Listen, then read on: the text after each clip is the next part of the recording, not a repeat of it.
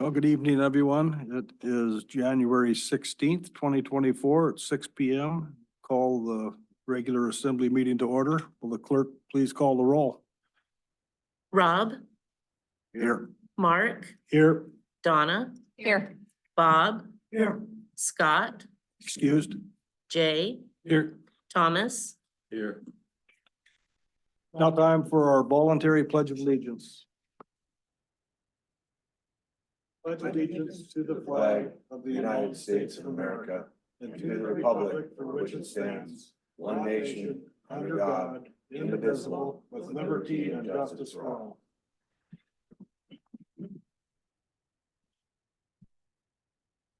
Okay, first item on the agenda this evening is item number 3, approval of minutes. I'd entertain a motion to approve the minutes from our January 2nd, 2024 meeting. So move. Second. All those in favor of approving the minutes, say aye. Aye. Aye. Item 4, amendment and approval of this evening's meeting agenda. Are there any proposed amendments to tonight's agenda? Seeing none, all those in favor of moving forward with the agenda as presented, say aye. Aye. Okay, public hearings, there are none. Bid awards, no bid awards this evening. Brings us to item 7, and that's persons to be heard related to items on tonight's agenda. So anyone in the audience that would like to speak, step to the podium, state your name and who you represent, and it's a 5-minute time unless you're a relative and you could talk as long as you want. Okay, thank you. I plan on that. Thank you, Mr. Mayor. Thank you, Assembly members, for giving me the time to speak. I'm here to ask the Assembly to write a disaster request to the governor for the following fisheries. L21A Northern Southeast Herring Spawn and Kelp Fishery has been closed since 2015 to 2000 until this last year. G34A Southeast Herring Gillnet Fishery, that's a sacro fishery from 2014 to 2023. And the K19, K29, K49, and K69 Southeast Red King Crab Fishery, it was been closed from 2012 to 2016, and 2018 to 2023. We had a 1-year fishery in that time period in 2017. And also for K29, K39, K59, K69 Southeast Brown King Crab Fishery, 2015 to 2023. These fisheries have been closed due to low stock abundance, or in case of brown king crab, opened at such a low level, it has made it economically unviable. And I think attached to what you may have in your agenda is several sites you can look at, links to ADF&G, and no, I don't have them on my list, my note here. So that's basically what I have is you write a letter to Dunleavy, and he will petition NOAA and the Federal Fisheries Disaster Relief folks for money. And it's not uncommon to ask for this money. That's happened for the pink fisheries in Southeast, the pink salmon fisheries in Prince William Sound, and quite a few other fisheries, like peacock fisheries in the Gulf of Alaska. They got money for their not be able to fish because of low stock abundance. So it's not uncommon. It's just it's something that's there for accessible to the public, and it sure helps some of our fishermen right now. It's been a pretty disastrous year last year, so any little bit could add on to that. And if it was determined a disaster, Pacific Marine Fisheries Commission would administer the funds through the state. And that's all I have. Thanks for your testimony. Any questions this evening? Seeing none, thank you for your testimony. Thank you. Thank you for your service. Anyone else in the audience that would like to speak on items related to today's agenda? And there, Clerk Thompson, there is nobody zooming in? There is not. Okay, thank you. So that brings us to item 8, and that's persons to be heard on items unrelated to tonight's agenda. Is there anyone in the audience who would like to speak to items unrelated?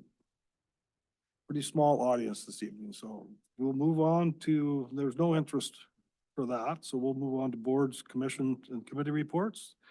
There are none. Nothing under the consent agenda. Report of other officers. First item A, Assembly Member Fine Walsh will Walsh will report on the AML conference he attended in December. So, Tom, Member Fine Walsh. Thank you, Mr. Mayor, and thanks again for sending me up there to attend that conference. I really enjoyed that one. I think it's a really interesting opportunity for municipal employees and elected officials to get together and sort of discuss discuss issues that we both contend with from sort of different perspectives. And there was a lot of really interesting back and forth between, for instance, borough managers and assembly members during a lot of these panel discussions. I just included some highlights. I won't go through everything I attended, but some meetings that I thought were important, just topical. First was the Department of Homeland Security Emergency Management Hazard Mitigation. This is basically, so the first meeting was essentially about what types of natural disasters and threats and federal and state programs designed to respond to those. And I feel like this is really foremost in the minds of a lot of people here in Southeast because of recent landslides we've had, in Prince of Wales, in Wrangell, here in Petersburg, on Kupernoff. This is an issue that affects a lot of people, and there were also some issues in Juneau recently. So a lot of people there kind of wondering, what are the options? Are there any options for relief from the state or from the federal government? And the answer was yes and no. A lot of the federal offerings, you're competing on a national scale. So a lot of projects in Alaska are not very competitive for those grant offerings, and that includes the Building Resilient Infrastructure for Communities, BRIC, which is a federal funding opportunity. Also, those tend to be for larger projects. A lot of the projects in Alaska tend to be smaller. And there's also a program called the Hazard Mitigation Grant Program, administered through the state, I believe. And that, according to the panelists, was a program perhaps more appropriate for smaller communities in Alaska. I think those are both, really important opportunities that I hope the borough looks into. The other meeting I attended that I thought was worth mentioning was on local government action on housing. It was easily the most well-attended meeting there, I thought. A lot of overflow seating. 2 representatives were in attendance, including our own Rebecca Himshoot.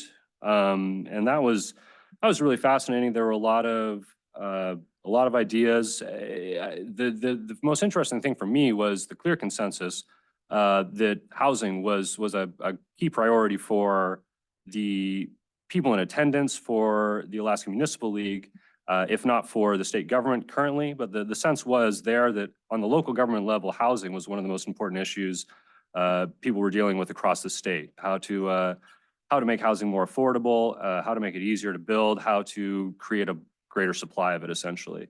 And it was really fascinating to hear, from people in Palmer, from Bethel, from across the state, addressing this issue in completely different ways with totally different approaches. I thought it was really nice. They did mention the work the Petersburg Assembly did recently on accessory dwelling units as an example of ways to increase the housing supply, the means that local governments can take. Mentioned recent codes that Petersburg had put in place here, and also including measures to not require additional parking for ADUs, accessory dwelling units, which was a major problem across the state. A lot of codes still require additional parking if you have an ADU in your property, which is not really very workable. So it's nice to hear that other municipal governments across the state are paying attention to what we're doing here in Petersburg and, taking note of it and using it as a recommendation for those meetings. I thought that was really interesting. And finally, I was approached by an assembly member from Valdez and he had some questions about our volunteer fire department and staffing and sort of whether we'd had any difficulty with that, with retention, with recruitment.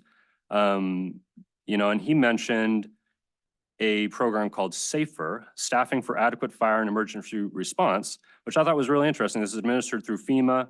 a federal program. It's designed to provide grant money for the hiring of firefighters, and also recruitment, retention of volunteer firefighters. So I thought this could be a, really perhaps beneficial for our community. The guy from Valdez seemed to think that because Valdez and Petersburg were similar in size and also similarly remote, I guess, in the sense that Valdez, even though it's on the road system, is sort of the last stop there. They both, both these communities really rely on our volunteer fire department. So it was really interesting to hear, and I'll leave it at that. Well, thank you very much. Thank you for your report. Well, that brings us to item B, under report of other officers. And Chief Kerr will share his department's 2023 annual report with statistics for last year. And it's in our packet. Were you gonna just skim over it, Chief, for us? Or, I mean, it looked like most numbers were down when I looked at it today. Yeah, you'll note that the burglaries were 7, but we also solved them with the arrest of the person. So, I mean, that's a good thing. At least they didn't go unchecked. If anyone has more, I can pull more detailed reports if anyone wants to know. I can break it down by exact offenses. Sometimes for each call, there's multiple offenses in there with multiple crimes. So it just takes the reports, pull the first one, and that's usually the highest charged one, which it defaults to. So if someone wants a more detailed one, they can come in and ask specific questions, and we can pull that specific type of incident that they're looking for. Do any assembly members have more specific questions? Member Lynn? Thanks. Chief, one of the things I didn't see in there would be, were the cases that we dealt with last year, the ones you dealt with, more complex than previous years, or is there changes from previous years that were noted? Which cases? I was just going across the board with all your statistics. Well, what's your impression? Well, I mean, you can see the crime. There was a spike. I did the last 6 years on there. So, I mean, you can see there was a spike. But I think with the way the officers are, the officers we have now, they have really good buy-in. They all have kids that attend the school. They all have buy-in to this community. We don't have officers that are coming in, working 2 weeks and then leaving for 2 weeks with no care. I mean, I shouldn't say they don't care, but I mean, these officers live here. They're part of the community. They interact with the community. The community comes and talks to us. So I think that is reflected in the numbers, the community relations along with the police department working together. And that's just driving the crime down. Thank you. Any other questions of the chief? So if anybody listening in or is interested, just go on our website and look at today's agenda and look at the chief's report. Okay, that brings us to the Borough Safety Committee report. Committee Chairman Captain Holmgren has given us a brief report. The committee met December 19th, 2023. The committee completed updating the hazard communication section of the Borough Safety Manual. The committee discussed the locations of safety data sheet binders in each department. The next meeting date is Tuesday, January 23rd, 2024 at 1 p.m. If anybody is interested in attending.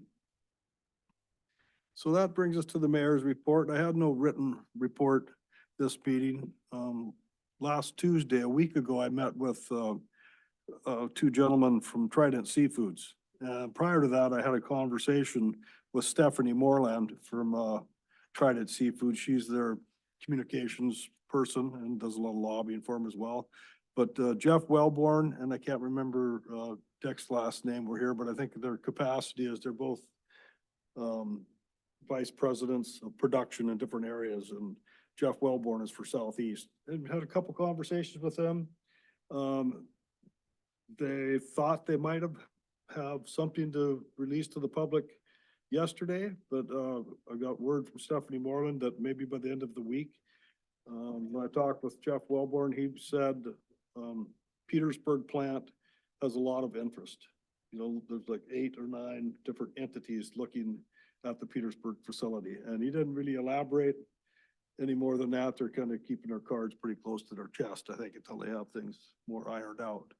But other than that, I don't have anything else to add to the mayor's report. But as soon, if I get any word, I'll report to the manager and he could, you know, send out an email and, or the clerk if there's any news. And I'm sure if Trident comes up with something, it'll be broadcast on the media. Now it's time for the manager's report. Thank you, sir. Derek got through his first state relicensing at assisted living, so congratulations to him and the crew up there. Process has been expanded and now it even involves looking at some of the Medicaid records as part of their audit. Assisted living is fully staffed except for one 20-hour-a-week shift. So good work from everybody involved in that. We will actually be starting the formal Medicaid audit in February for assisted living, and that's where it's more of a desk audit where they look at all the records of what we submitted and what was paid and verify that information.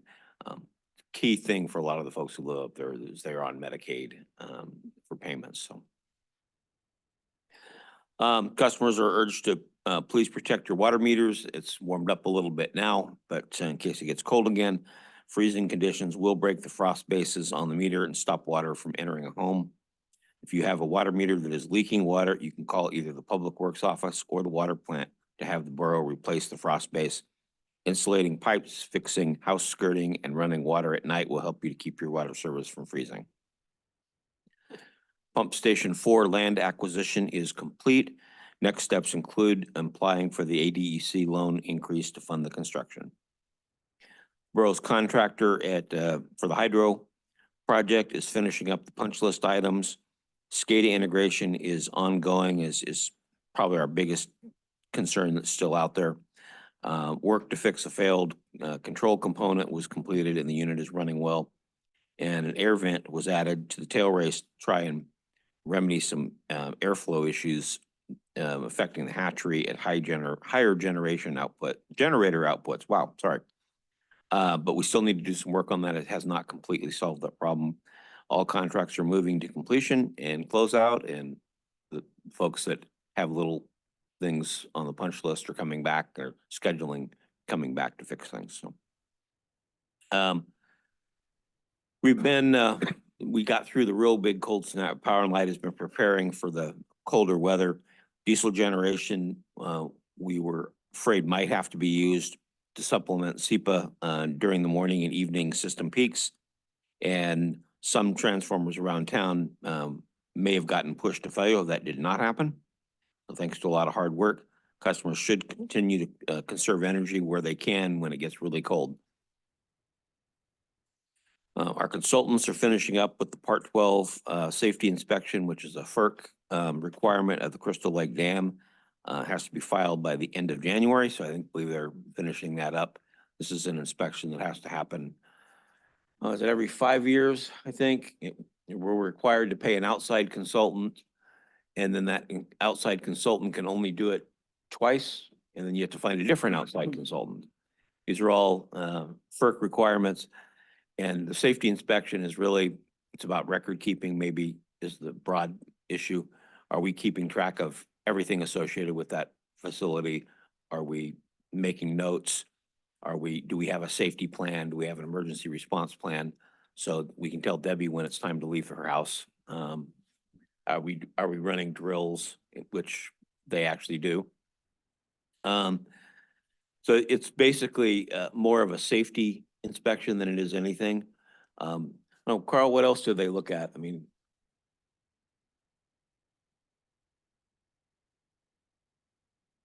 So the Part 12 inspection in general is, like Steve said, every 5 years, FERC requires project owners to really look at their projects and there is a physical inspection where a FERC engineer comes to town to meet with us and also the independent consultant that we have to hire, that FERC mandates that we hire. And This particular, they just changed the rules on this. So this particular Part 12 that we underwent this year was what they're now calling a periodic inspection. It's more of a performance-based inspection. Is the project working? Is it safe? You know, those are the criteria. In 5 years from now, we'll have to do a Part 12 that's called a comprehensive assessment, which is and again, hiring an independent consultant to come in and basically rework every part of our license, evaluate and assess every single thing that we're required to do, which is considerable. And so this time we're getting off cheap. I think the contract was about $60,000. Next time it's probably going to be much more. Anyway, that's the basis of a Part 12 inspection, and unfortunately, FERC looks at Crystal Lake Dam in the same light that they look at the Hoover Dam and other large structures, and we just can't get away from it, unfortunately. Thank you, Carl. Yeah. Appreciate it. Library will be closed on Mondays in January. We had a little bit of some sick folks and some people out of town, so our staffing was a little bit low. So we're doing some general maintenance on Mondays when we couldn't get enough people in there. Big thank you to Beverly Richardson, who is the library's longtime plant volunteer. For over a decade, she has devoted countless hours to creating an extraordinary plant-filled space at the library, so thank you to her. The library launched a new event calendar meeting room booking system on January 9th. And the Petersburg Bike Park is making significant progress. Express big thank yous to Matt Candle, who has worked hours in the cold, wet conditions to make significant progress. Not to forget all the other volunteers who have donated their time, equipment, and expertise, including Pat Blair and Brian Richards, among others. To add your name to the work party volunteer list, please contact Stephanie Payne at Parks and Recreation. We're still working with engineers to try to assess the plumbing repairs needed at the Aquatic Center with the assistance of Public Works. Thanks. We've stopped cutting holes in the wall of our building, so that's a good sign, but we literally had to cut a hole in the side of the outside wall of the building to be able to access underneath the floor, because now where there's a problem, it's also where the in-floor heating exists. So we're trying to make sure we don't tear that system up. Last chance to join the lifeguard course. The course will run from January 19th to the 21st with 6 online hours required before the course begins. Must attend all 3 days of the course. Please contact Scott Bird at Parks and Rec for more information. The gym schedule has changed with the beginning of youth volleyball and the addition of AAU basketball. Please check the Parks and Rec Facebook page, website, and flyers at the facility for more information. The state of Alaska released its population estimate for 2023. Petersburg Borough's population was estimated at 3,367, which is a slight increase over the previous years. Over 130 building permits were issued in 2023, which is an increase over the previous year with a construction value of over 5.5 million. 9 new dwelling units were permitted in 2023, which is an increase over the previous year's 5. As I mentioned, thanks to Public Works, they saw cut part of the concrete slabs at Parks and Rec, so we could get in there. And that we'll keep working on it. We've had a plumber look at it. We didn't like what he said, so we're looking at other people to take a look, see if we get a better answer, actually. The motor pool auction in December was a big success. All the surplus vehicles and equipment listed, which were 8 units total, were sold. That is not, the fire truck could not make it, that we had to prep it before it goes into a future sale. Vehicle replacement inspections for FY25 are finishing up, and we are finalizing the list of recommended replacements and extensions for the upcoming budget year. Still looking for a motor pool mechanic. Position has been open since May of 2023. And the Southeast Alaska Solid Waste Authority, or CSWA, has been invited to apply for the Denali Commission grant funds to facilitate solid waste planning for Southeast Alaska region with an award amount of up to $500,000.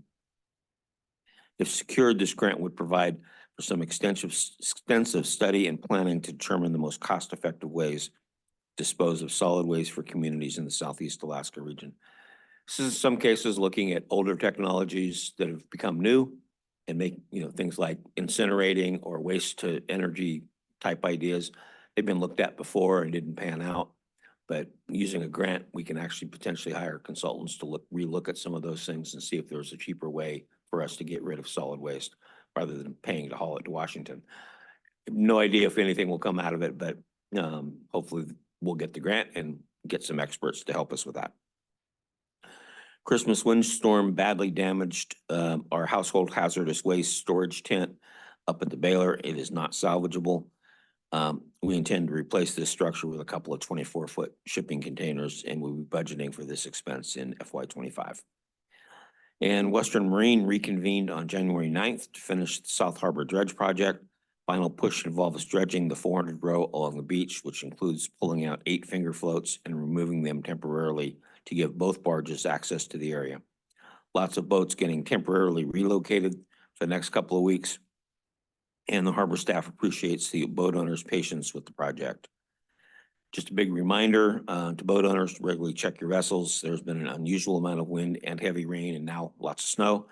The harbor crew is noticing more snap lines, tarp damage, and cords unplugged due to the weather activity. So be careful. And that's it, unless there's questions. Questions of the manager?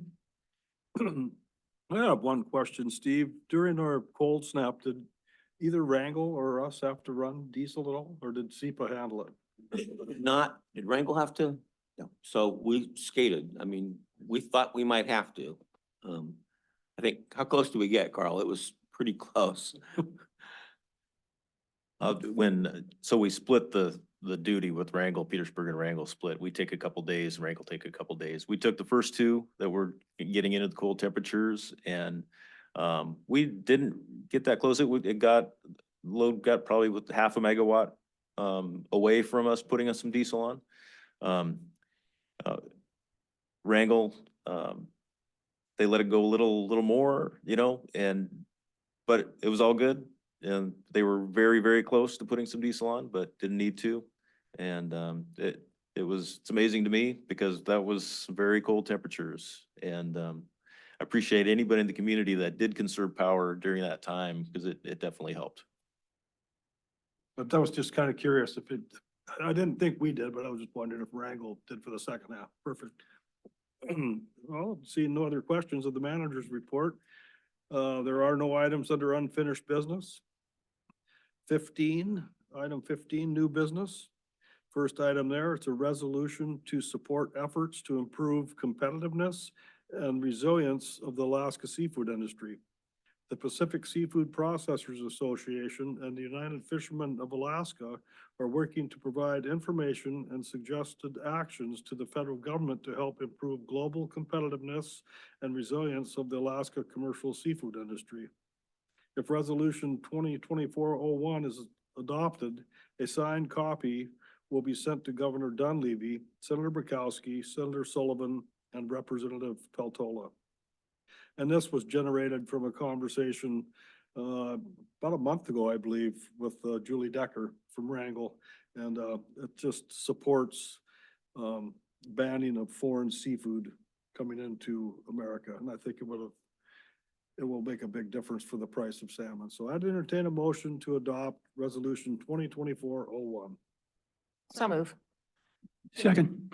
Motion been made by Member Marsh, seconded by Member Lind. Are there any questions? Member Marsh. I do have a comment. I do support this wholeheartedly, but I wonder if it falls short a little bit in that there are other factors at work here, just besides foreign fish coming on the market without the regulations that the United States has. I wonder if it would also be worth consideration about undoing, and I know this is probably a very tentative idea, but there's so much that we can't do. I mean, the gill netters this spring were almost shut down entirely for their fishery because of, I believe it was the killer whale.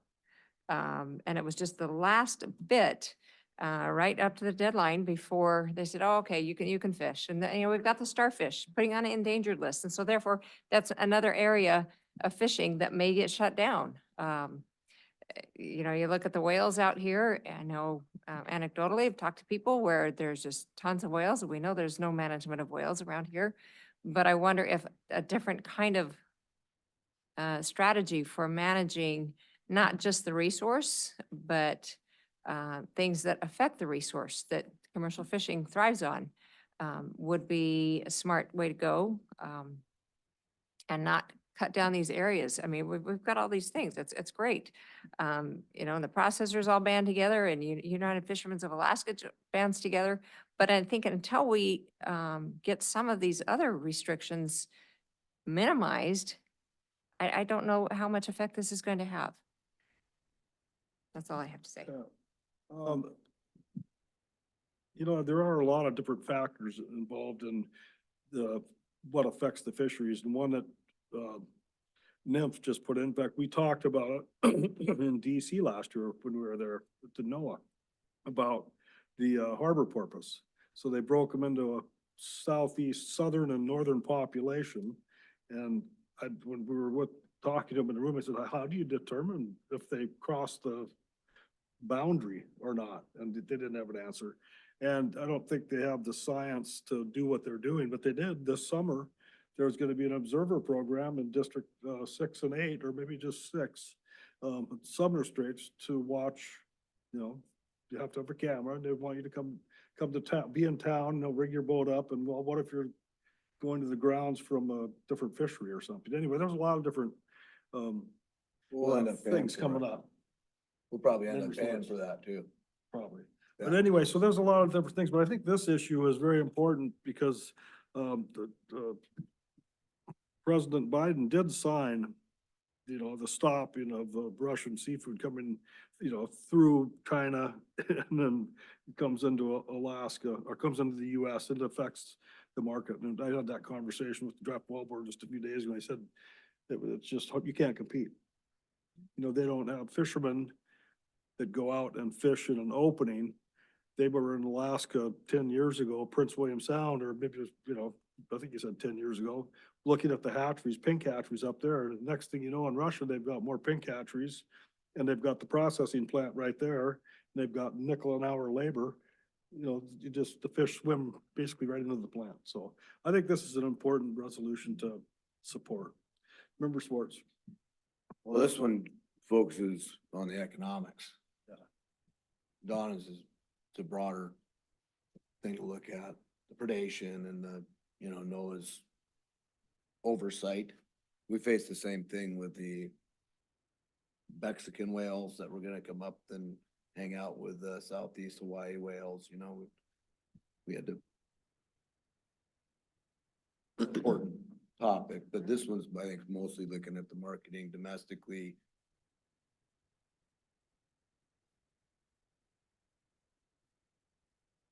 This was, Sorry. yeah, like I said, this discussion started for me with Julie Decker about a month ago, so. Through the mayor, I Um, made yeah. just an observation for the assembly's benefit. If you have those kind of issues and you can put them in an email, that's why we have a federal lobbyist. I mean, that's something that we can, with the assembly's approval, we can send that off to Sebastian Seb and have him ask around. Clearly, that's a big issue, and those things are hard to change. But we pay a federal lobbyist for things like that. The assembly has to agree on what issues we send to him, but that's an option for you as well. Any other discussion on resolution 2024-01? Will the clerk call the roll? Mark, Yes. Donna, Yes. Thomas, Yes. Rob, Yes. Bob, Yes. Jay. Okay, resolution 2024-01 passes unanimously with a 6-0 vote. Next item under new business, resolution 2024-02. This is a resolution approving a sole source award for purchase and installation of a radio communication system for the Petersburg School District that is compatible with the police department's public safety communications network. If approved, this resolution will approve a sole source award to Homeland Security grant of Homeland Security grant funds in the amount of $50,199 for purchase and installation of a radio communication system that will sync with the police department's public safety communications network. I would entertain a motion to adopt this resolution. So moved. Second. Motion been made by member Stanton Gregor and seconded by member Marsh. Any discussion? Question, member Lynn. Yes, I have two questions for the chief on this. One has to do with the, what's the lifespan of this system? 3, 5 years? What are we talking about is one. And then my second question or second part of that question is what's our annual cost of maintenance on this system? So what this is actually just a radio base station and then the radios. This is all for the school. This is going to the school. We're not gonna be maintaining it or anything. So this is theirs. We did the grant funding for it. We applied for the grant. We got the grant. Captain Holmgren did. And so the radios, I'm not sure what the lifespan of the radios are, but it's a long time. We haven't upgraded radios in, I don't know, maybe 8 years, I think. And we're still operating on some of the same radios that we have. And so this is handheld radios and base station for the school system where they can talk amongst each other so that they have solid communication instead of broken communication. And then the base stations will actually be able to directly switch a channel and directly talk to the police department on a separate channel if they need help or anything like that. Thank you. Any other discussion? So Chief, is this, obviously you probably worked with the school on this and did they bring this up or after a couple incidents we had recently at the school to get a better line of communication? This has been in the progress for a long time, for quite a while. Captain Holmgren's been talking to Erica about it for quite a while. Those recent incidences just kind of brought to light how well this system will work. And Captain Holmgren was advised that there was a lot of excitement over this grant that they awarded to us because they're looking at possibly doing it for other schools in the future. Thanks. If there's no other discussion from the assembly, will the clerk please call the roll? Donna, Yes. Rob, Yes. Thomas, Yes. Mark, Yes. Jay, Yes. Bob. Yes. Okay, resolution 2024-02 passes unanimously. The next item under new business is fisheries disaster declaration request. If approved, the attached letter of request for a fisheries disaster declaration for 4 Southeast Alaska fisheries, northern Southeast herring spawn on kelp, Southeast herring gillnet fishery, Southeast red king crab, and Southeast brown king crab fisheries will be sent to Governor Dunleavy for his consideration.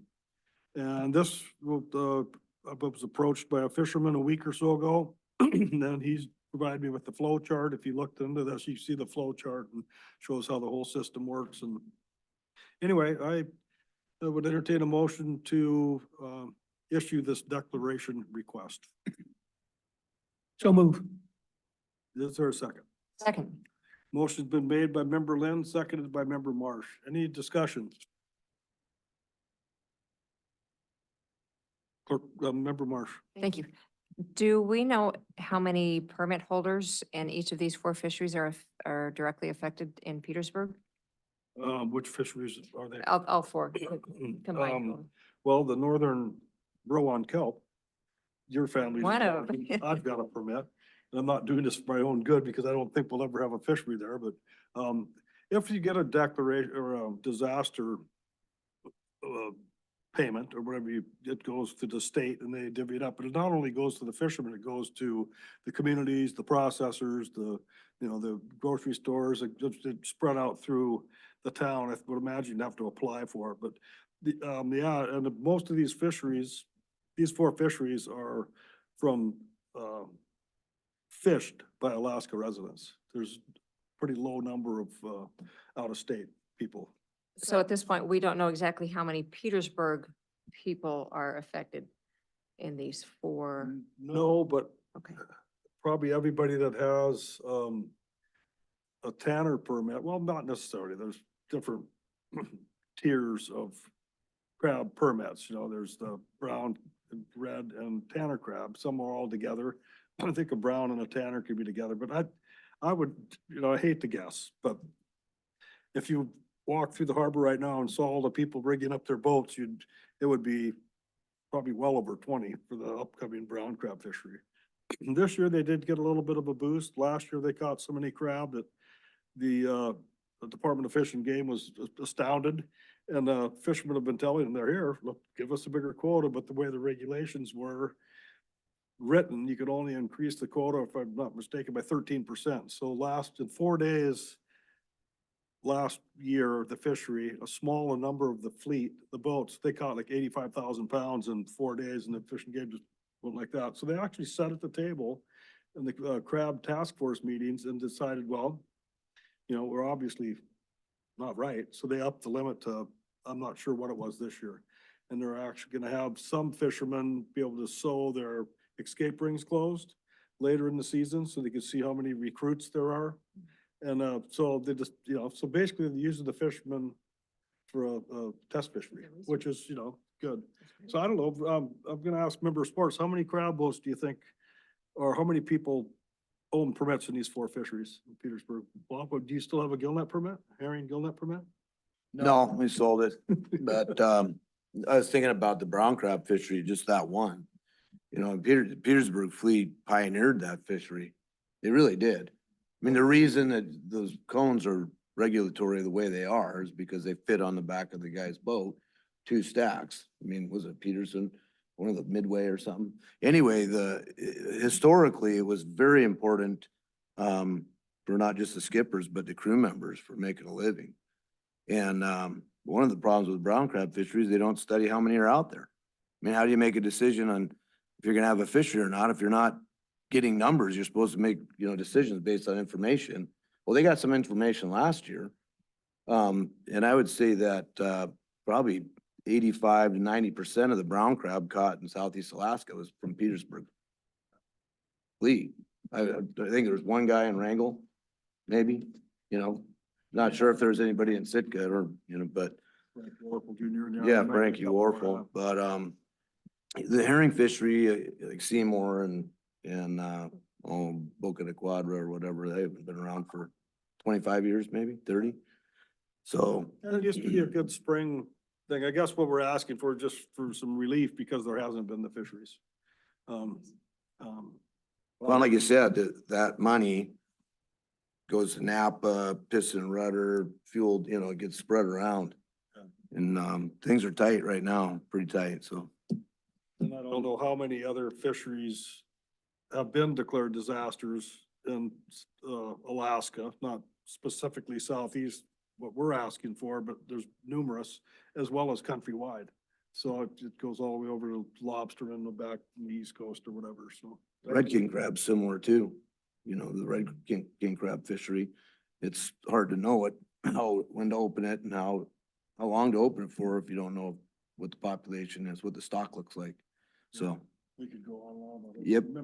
Yeah, thank you. To your point on that, Member Schwartz, and Mayor, you also mentioned it, that the fishermen are the ones who really they know what's going on.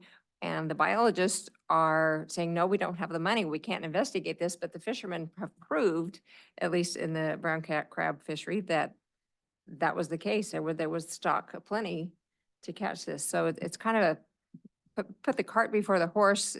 I would approve of this. And I guess it kind of begs the question, I am a permit holder for northern southeast herring spot on kelp. Should I recuse myself on this vote? That's the burden of the assembly. If they want to exclude me from that, I would go with it, but however. Yeah, I don't know if this is the time to do that. We'll have to ask, If I may jump in through the mayor, a resolution does not cost anything. So there's not really a financial impact to the borough to send a request for this. it may cause money to come in, and at that point, I would say, you know, if there's, the assembly would have to weigh in that if we did get a disaster discovery and money was being allocated, you might have to recuse yourself at that point. But right now, for the purpose of sending the resolution, I don't think it's required. Thank you. Looking at the flow chart that Andy Kiddums provided in this email is pretty interesting. So there's some steps that has to go through. Fish and Game, well, the governor and then the Fish and Game looks at it first. So anyway, we'll quit beating this up. Clerk call the roll. Thomas, Yes. Jay, Yes. Bob, Yes. Rob, Yes. Donna, Yes. Mark. Yes. Okay, we will send the request for the declaration of disaster. Item D, Petersburg Municipal Power and Light Service Truck Number 20 Replacement Award. Public Works Director Cotta and Utility Director Hagerman recommend approval to purchase a new Altech AT-41M aerial service truck to replace Power and Lights Unit Number 20. Global Rental Company Incorporated has quoted $187,509 for the vehicle with shipping to Petersburg. $230,000 was budgeted in the 2024 Motor Pool Power and Light Replacement Fund approved by the Assembly. I would entertain a motion to approve this purchase. So moved. Is there a second? Second. Motion been made by Member Stanton Gregor, seconded by Member Fine Walls. Member Gregor. Thank you, Mr. Mayor. Excuse me. It's all good. Yeah, I'll definitely be voting yes for those listening at home. This is something that's been budgeted for, and as stated, Petersburg Municipal Power and Light found a suitable unit that comes in under budget. From my perspective, it checks all the boxes. It'll be good to get the unit ordered. Thanks. Yeah, I would agree with this purchase as well. It seems to me like the last time we purchased maybe two of the bigger line trucks close to the same time, and it seems like they might have even been more than this, but maybe that was a long time ago, so. Anytime you could save, $43,000 from what was budgeted, I guess it's not a saving, but that's good. And these are very specific, purposed vehicles, and so I will definitely be supporting this. Any other discussion? Clerk call the roll. Bob, Yes. Jay, Yes. Mark, Yes. Donna, Yes. Rob, Yes. Thomas. Yes. Okay, Peters Municipal Power and Light will be ordering a new truck. Okay, item E, United Fishermen of Alaska membership. And Mayor Jensen, I requested this information regarding membership to the United Fishermen of Alaska, UFA. The cost for the borough to become a community supporting member is $350 annually. UFA's current community supporting members are Aleutians East Borough, City of Cordova, City of Hoonah, City of Seward, and the Kodiak Island Borough. Information regarding UFA is attached to this agenda item. I'd entertain a motion to approve this membership. So move. Second. Motion been made by Member Marsh, seconded by Member Schwartz. Just some of the things that they do. They're a statewide commercial fishing trade association representing 37 member groups that participate in fisheries throughout the state and in federal fisheries off Alaska's coast. Currently, we also have somewhere in the neighborhood of 500 individual lifetime supporter members, business community supporter members are listed on the website. So they send either every other week or every week emails or whatever, whenever there's pertinent news to the members. So it might be a good way if one of us, the assembly members don't get information, that it'll come to the borough. So I thought it would not hurt to support this request. Any other discussion? Now that I pushed the wrong button again. So Clerk, Member Marsh. Thank you. I also support this. Commercial fishing is so integral to Petersburg. I think it would make sense to have the support of a professionally recognized organization also trying to keep that industry alive. Okay, thank you. I'm trying to find the agenda again here, but, any other discussion? I could throw it up. If not, clerk call the roll. Mark, Yes. Jay, Yes. Rob, Yes. Donna, Yes. Thomas, Yes. Bob, Yes. Okay. Item F, approval for Mayor Jensen and or Assembly Member Lynn to travel with Petersburg Medical Center CEO Hofstadter and CFO McCormick to Juneau to visit with our Alaska legislators regarding the new hospital project. Member Lynn requests Assembly approval for Mayor Jensen and or Member Lim to accompany CEO Hofstadter and McCormick to Juneau to discuss with Senator Stedman and other legislators the financial benefits regarding reimbursements and depreciation of a new critical care hospital and how it differs from current financial operations of a critical care hospital. Meetings in Juneau will take place on February sixth at 3 p.m. and travel costs will be paid by PMC. So I would entertain a motion to approve this travel. So move. Okay, motion been made by member Lynn and seconded by member Stanton Gregor. That work? I will already be there for Southeast Conference, so I mean, I've looked at their agenda they put out and it's not very specific, so I could make time for this, but,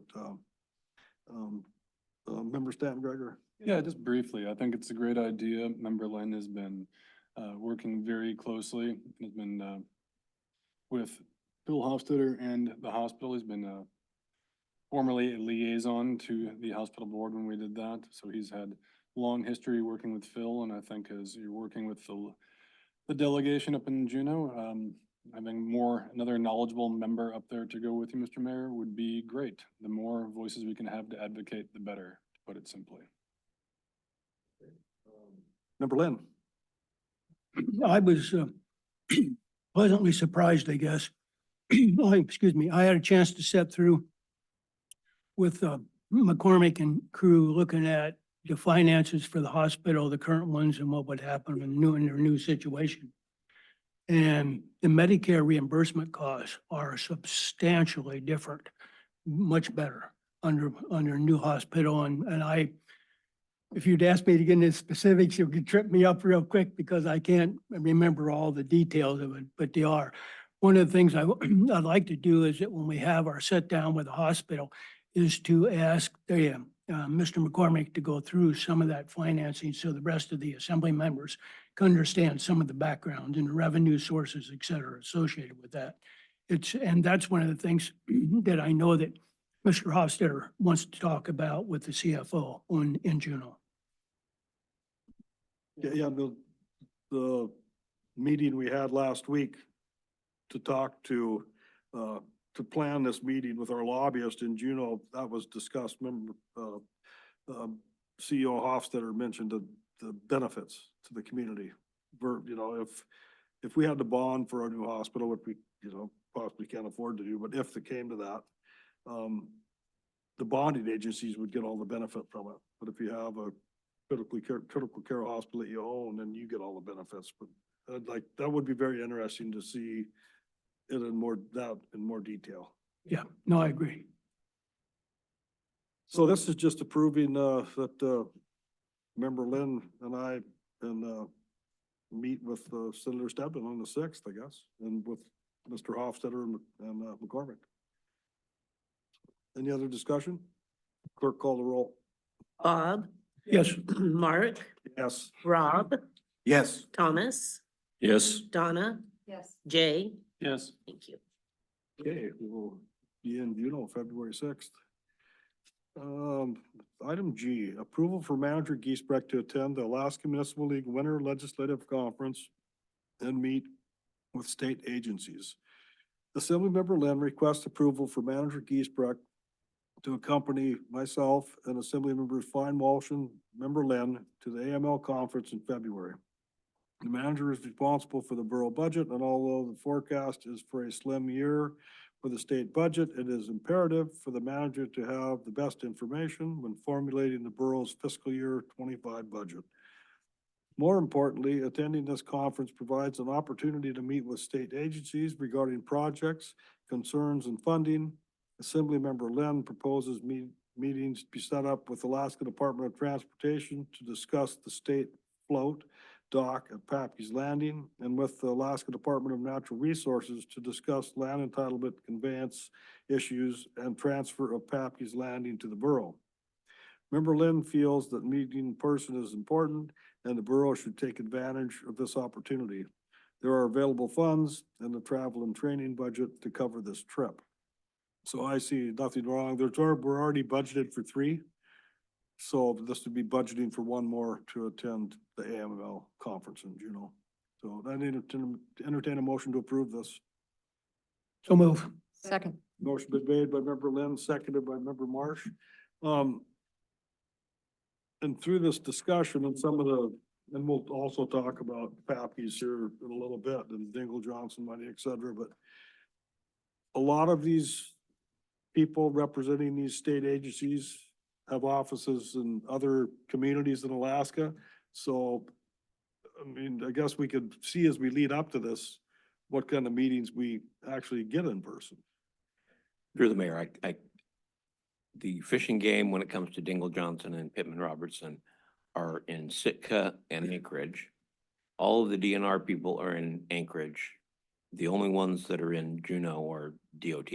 So at this point, I'm just focused on DOT. We have a Zoom call with them on Friday, and we'll have some questions for them, and we'll see if that leads to them being willing to get the South Coast Regional Director, Chris Goins, at a meeting in Juneau. I can't promise anything yet because they seem to not really want to stay in Juneau. So anyway, we'll find out. Yeah, generally, we have that discussion before we go to Juneau of who we're gonna meet with and so forth. So, yeah, down the road here, ways we need to have that discussion. Right, but then, yeah, I haven't looked at the calendar. One more meeting, yeah. Yeah, Well, I think I leave that day to go to Juneau for Southeast Conference, but maybe I'll get there early enough where I could zoom in.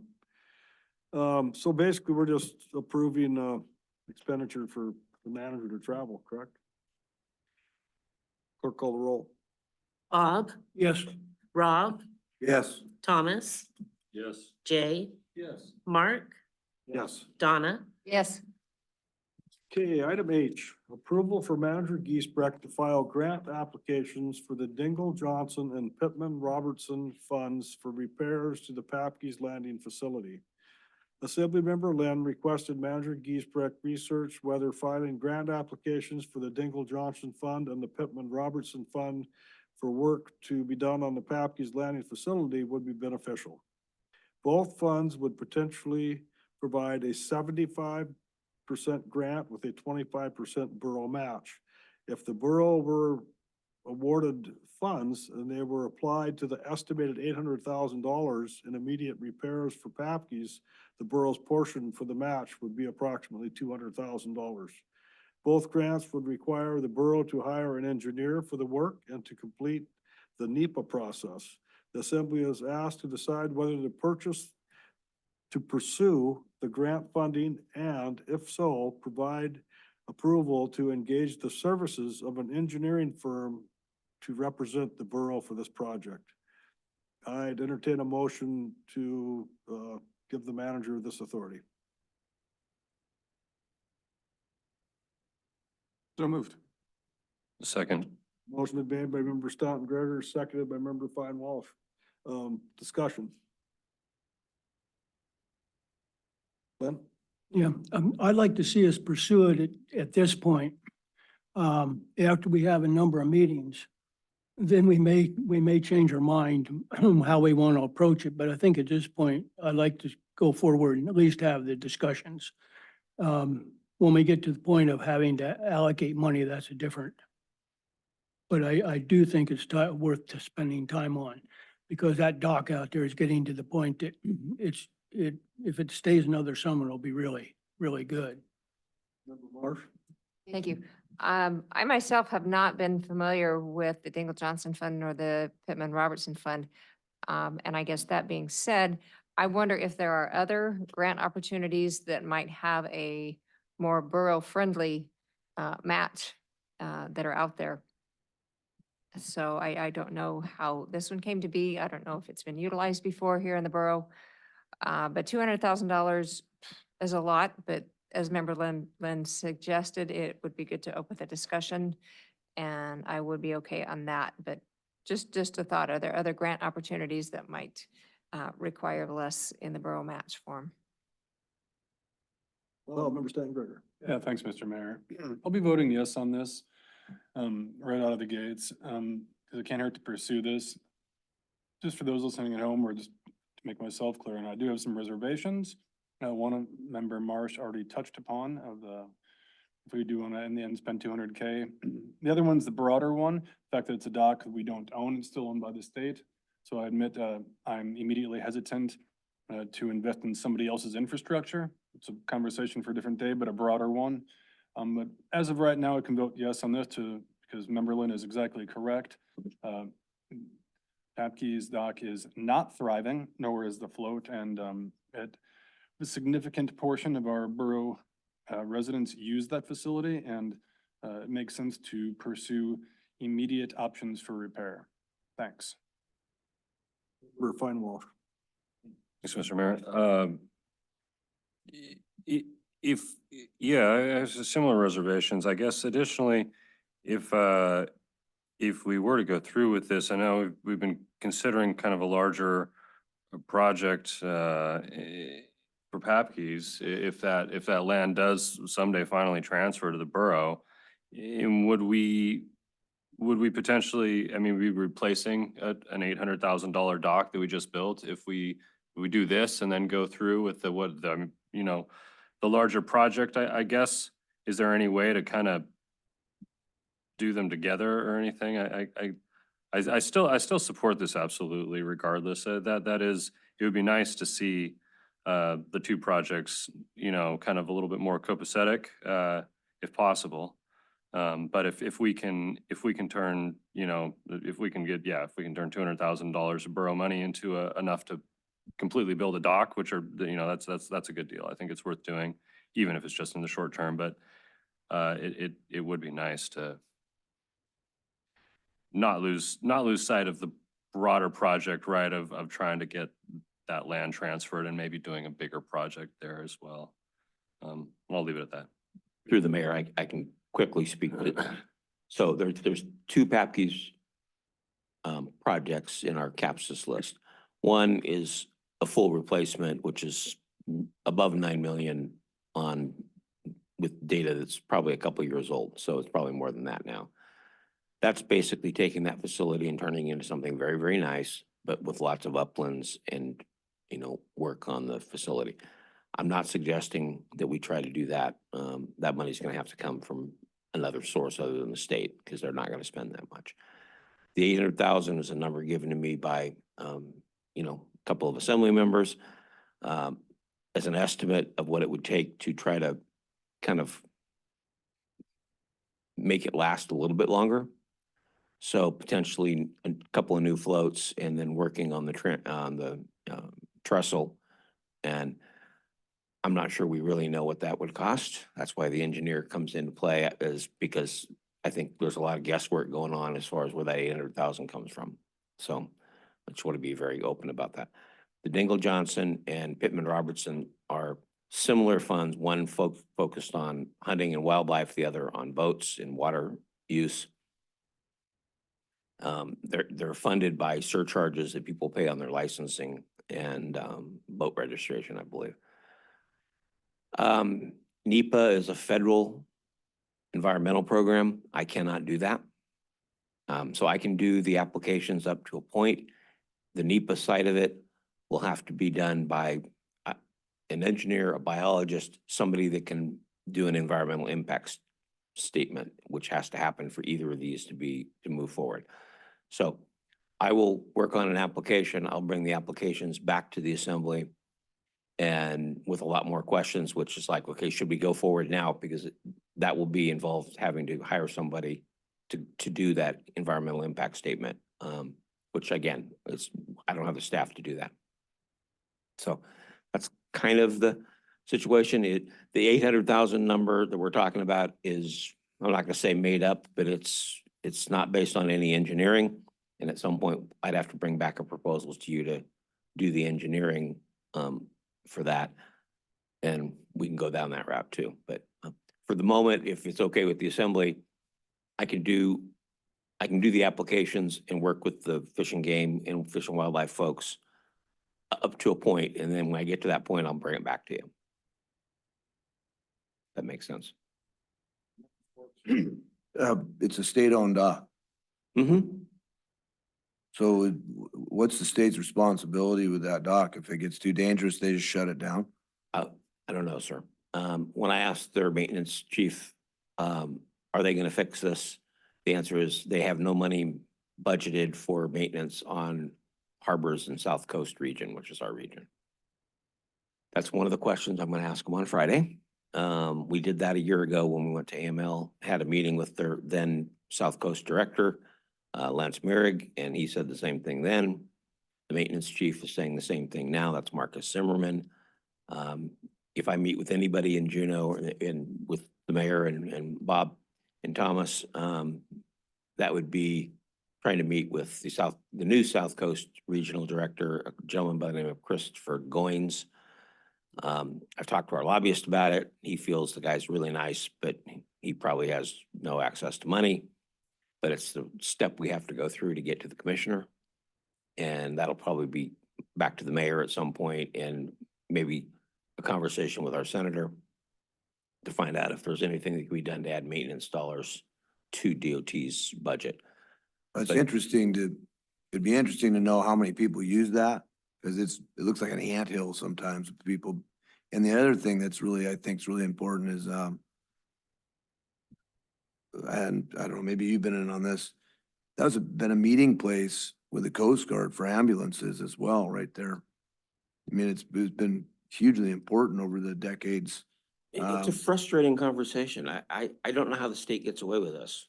I'm being very open about it. That and the seaplane float are basically coming apart. And it doesn't seem to bother them much. I mean, and that's not a shot at our local guys, because I think they would work on it in a heartbeat if they were allowed to. But I think farther up the chain, there is a commitment to not worry about taking care of those. We have Banana Point coming apart, which is a DNR project. You have Papke's, which is, DOT, and the seaplane float, which is DOT airport, and none of them are being maintained properly. I'm not giving you great answers, but it's frustrating. Well, I agree that Papke's facility is a very important facility. A couple things that bother me about this. Well, I've got a question. If we vote for this, we're asked this evening to decide whether to pursue the grant funding, and if so, engage the services of an engineering firm. So if we vote for this, pardon me? Maybe that should be amended to drop that and just drop all the engineering and NEPA process for the moment. I support going through with this, but I mean, a couple of my reservations are, we don't own it.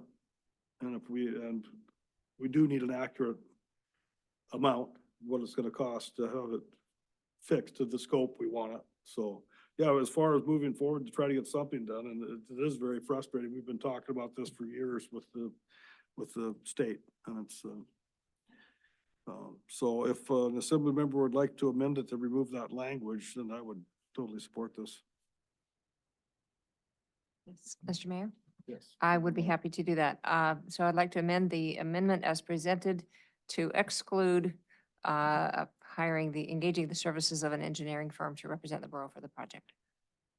Did you get that, Clerk Thompson? So basically, it's just taking the language out to hire an engineer. Yes. Okay, we'll vote on that. Did we get a second? Okay, any discussion on the amendment? We'll vote on the amendment to remove the engineer language. Clerk, call the roll. Thomas, Yes. Mark, Yes. Rob, Yes. Donna, Yes, Bob, Yes. Jay, Yes. Okay, is there any other discussion on the main motion as amended? Clerk, call the roll. Donna, Yes. Thomas, Yes. Jay, Mark, Yes. Bob, Yes.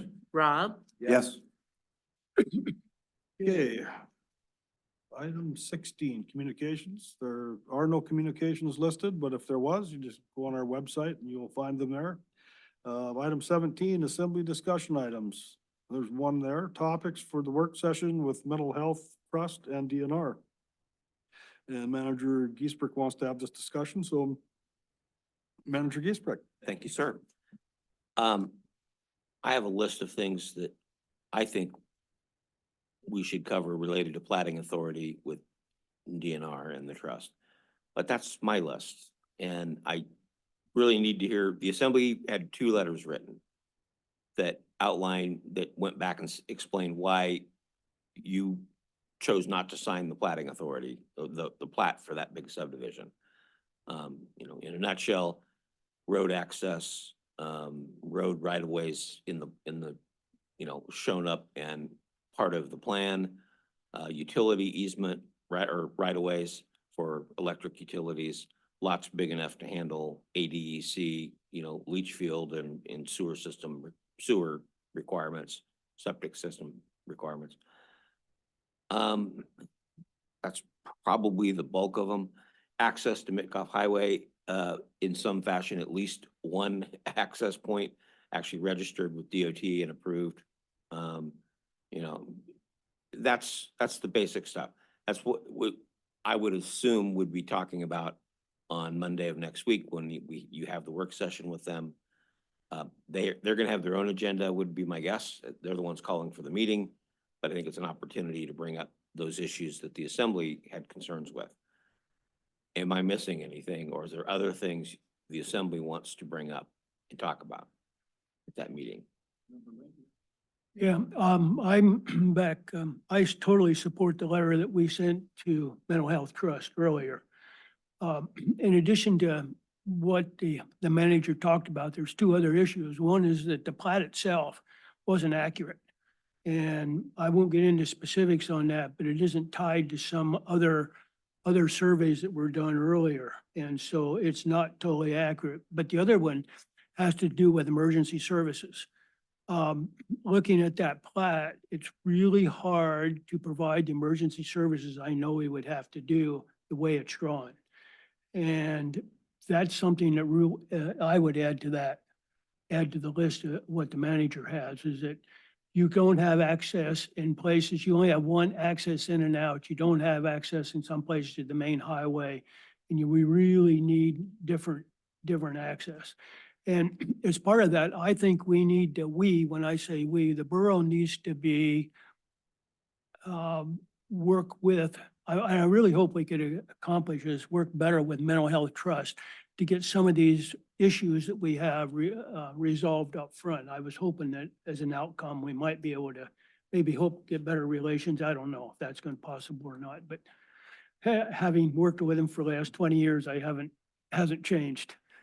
So Yeah, oh, wait, sorry. just have one other point, is that I think Member Feinwalsh and I both looking at plating authority, and I'm still of a mind that maybe we need to go that way, but let's see how this goes first. I've tried to get an idea from Liz about what it would cost the borough to have plating authority, and I can't get an answer. It's one of those things that there may be nothing for 3 years, and in 1 year, there may be 3 or 4 cases. It's really hard to determine what it would cost to have plating authority. And in talking with our attorney, yes, we can have plating authority without having planning and zoning. And yes, we can limit what we're doing. And there's different ways of doing it. But that would have, if we were to do that, the assembly would have to have some kind of an agreement of what we wanted to do if we were to pursue with that. But I'm not proposing that at this point. So an example of something the assembly I'm just trying to put words in your mouth or not, which would be on the right of way for the roads. Do you want them to be required to put the roads in? And if yes, to our borough specs, you're not going to get that, but that would be something you could ask for. I'm not really I'm suggesting that the right of ways be put in on the plat and, basically it very clear where the road's gonna be surveyed, along with the utility easements.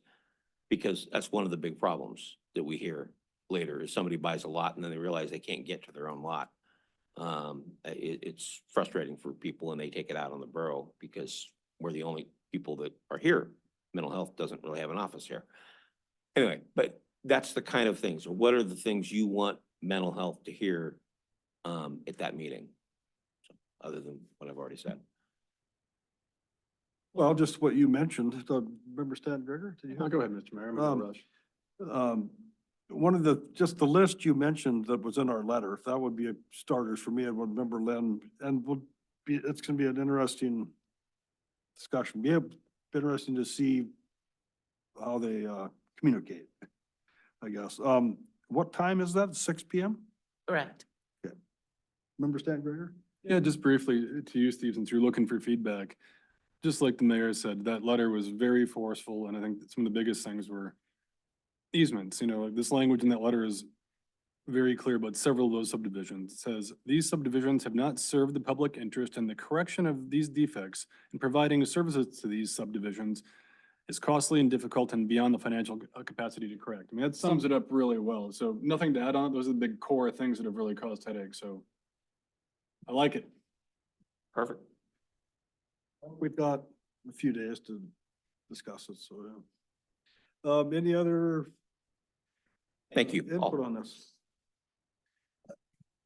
Any assembly members? Oh, Member I Mark. do, actually, thank Okay. you. So the issue on the leach fields, I've done some research on the state's website. And to me, that's almost like a non-issue because there's three different levels of addressing it, three different ways. So you don't need 3 acres, for the website. But there are some things that you can do to creatively address the situation. So I don't know if that's worthy of a discussion or consult the state's website if you have a question on it. That's really where I was going, is to one of the things we've heard from people is that there is issues if things are not built properly. The downhill lots end up becoming a leach field of their own when they're not really planning on that. So you buy a lot and you're downhill and the person above you does not follow state guidelines and you end up with literally a mess. We just want to make sure that is focused on and that when they go to sell lots, that's part of their package that they give to the buyer and says, here's where you need to go and follow their rules. I mean, so whether it's size of lot, if the lot is heavily sloped or it's installed a certain way, I'm no expert on this. Carl and Chris might be able to speak to it better than I can, but we just want them to follow the rules. And we want that it clearly spelled out to the new owner of those lots, so that there is rules for that. So, Any other input on this discussion item? Okay, seeing none. Any assembly members have comments this evening? I guess not. Member Mark. Thank you. So I do appreciate, all the information both presented by Carl, and Manager Giesbrecht, regarding the Crystal Lake inspection. That was informative and interesting, as also, thank you to Chief Kerr for all the detailed information, the breakdowns. Thought it was rather interesting. There seemed to be noticeable spikes during COVID of a whole lot of issues, and that was interesting to see. So I appreciate all the data that was, compiled there. Any other comments by assembly members? Any recognitions this evening? Member Dan Gregor.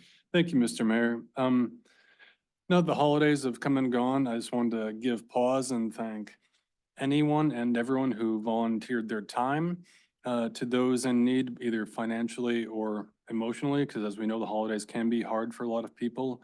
I'm always very, very proud of our town, seeing people rally and come together around these times. I know it's not easy because everyone has their own busy personal lives. So again, it's a huge recognition to all of those who gave of their money and I would say more importantly, time to help those around the holiday. Just a very heartfelt thank you. Any other assembly members or staff have recognitions? Seeing none, entertain a motion to adjourn. So moved. Second. All those in favor say aye. Aye. Aye.